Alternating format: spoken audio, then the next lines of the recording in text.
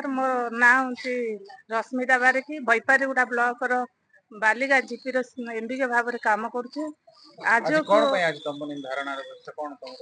आम आज बसिना काली ठार बसिलाणु आमर प्रथम दाबी हूँ आमर स्थायी दरमा आम जी दरमा पाऊलु से दरमा आमको दि जाऊ आ 6 मास है आम दरमा पाईना।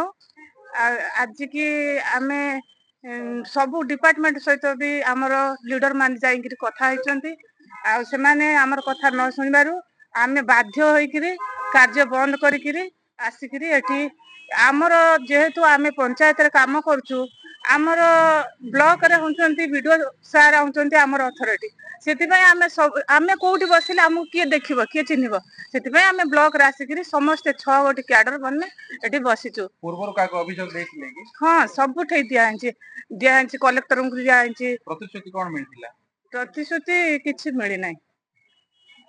धारणा आपण अनिर्दिष्ट काल बसिबे ना कोन अनिर्दिष्ट जे पर्यंत सरकार आमर कथा शुणी ना आम एमती बसिबु।